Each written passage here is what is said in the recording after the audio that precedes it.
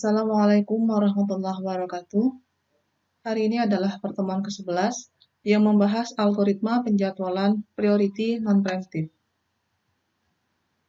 Ini adalah semua algoritma yang kita bahas. Hari ini kita fokus pada priority yang juga dibagi menjadi dua skema, yaitu priority non-preemptive dan priority preemptive. Algoritma penjadwalan priority adalah algoritma penjadwalan yang mendahulukan proses yang memiliki prioritas tertinggi. Setiap proses memiliki prioritasnya masing-masing. Prioritas terdiri dari dua skema, yaitu skema priority non-preemptive adalah skema penjadwalan proses yang mempertimbangkan prioritas proses dan menjalankan proses berdasarkan yang tertinggi prioritasnya. Sedangkan skema priority preemptive adalah skema penjadwalan proses yang mengizinkan proses yang sedang jalan dihentikan oleh proses lain yang mempunyai prioritas lebih tinggi. Priority non-preemptive ada beberapa hal yang harus diperhatikan. Yang pertama, dia akan menjalankan proses berdasarkan prioritas tertinggi. Yang kedua, prioritas akan disusun ascending dari kecil ke besar atau menaik, sehingga satu adalah prioritas tertinggi. Jika terdapat beberapa proses dengan prioritas yang sama, maka kerjakan proses yang datang lebih dahulu. Yang keempat, di contoh berikut di dalam tabel, nanti akan terdapat 3 buah kolom, yaitu kolom proses, burst time, dan prioritas. Ini adalah contohnya. Jadi, pada prioritas non-preemptive, data akan disiapkan berupa tabel yang mempunyai 3 kolom, yaitu tabel kolom proses, kolom burst time dalam satuan mikrosecond, dan kolom prioritas. Dan data ini yang diminta untuk membuat Gantt chart, tabel waktu tunggu, dan rata-rata waktu tunggu atau average waiting time. Pembahasannya, berdasarkan tabel, maka perhatikan bahwa prioritas, ini prioritas atau priority, adalah urutan proses yang dijalankan. Dan yang digambarkan nanti di dalam Gantt chart adalah besarnya burst time. Jadi, ini adalah urutannya, yang digambar adalah burst time-nya.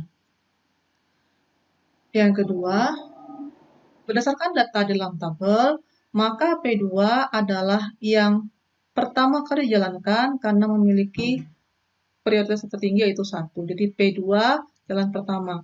Yang dijalankan di Gantt chart adalah ini, besarnya burst time 1. Kemudian P5 yang kedua dijalankan karena prioritasnya adalah 2. Jadi setelah P2 selesai, berikutnya adalah P5 karena P5 2 prioritasnya.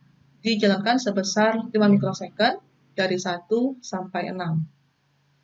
Kemudian P1 dan P3 mempunyai prioritas yang sama. Maka jalankan P1, setelah itu baru P3. Lihat, P1 dan P3 mempunyai prioritas yang sama yaitu 3. Jika terdapat beberapa proses dengan prioritas yang sama, maka kerjakan yang pertama lebih dulu. Maka P1 jalan pertama kali 10 mikrosecond dari 6 sampai 16. Berikutnya baru P3 yang besarnya adalah 2 mikrosecond dari 16 sampai 18. P4 jalankan terakhir karena mempunyai prioritas terendah dalam soal ini yaitu 4. Maka P4 jalankan terakhir dari 18 sampai 19. Lalu dihitung waktu tunggunya. P1 waktu tunggunya 6, P2 0, P3 16, P4 18, dan P5 1. Sedangkan rata-rata waktu tunggu atau average waiting time-nya adalah total semua waktu tunggu dibagi jumlah proses. Sehingga jumlahkan 6 ditambah 0 ditambah 16 ditambah 18 ditambah 1 dibagi 5. 5 didapat dari jumlah prosesnya 5. Sehingga didapatlah average waiting time sebesar 8,2 mikrosecond. Ini adalah contoh kedua untuk priority non-preemptif.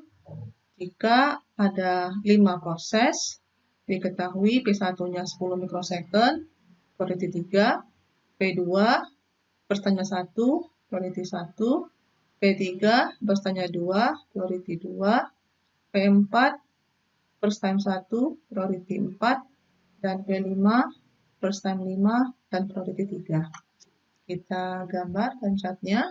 Maka berdasarkan data, P2 dikerjakan pertama kali sebesar 1 mikrosecond, kemudian P3 dikerjakan sebesar 2 mikrosecond, 1 mikrosecond, P1 dikerjakan selama 10 mikrosecond dari 3 sampai 13, P5 dikerjakan sebanyak 5 mikrosecond dari 13 sampai 15, dan P4 dikerjakan selama 1 mikrosecond dari 18 sampai 19. Lalu waktu tunggunya P1 3, P2 0, P3 1, P4 18, dan P5 13. Lalu dijumlahkan semua waktu tunggu yaitu 3 ditambah 0 ditambah 1 ditambah 18 ditambah 13 lalu dibagi 5. Didapatlah hasil 35 dibagi 5 yang menghasilkan average waiting time 7 mikrosecond. Demikianlah materi kita hari ini. Jika ada pertanyaan, silakan sampaikan melalui WA grup masing-masing kelas. Mudah-mudahan dimengerti materi hari ini. Terima kasih. Assalamualaikum warahmatullahi wabarakatuh.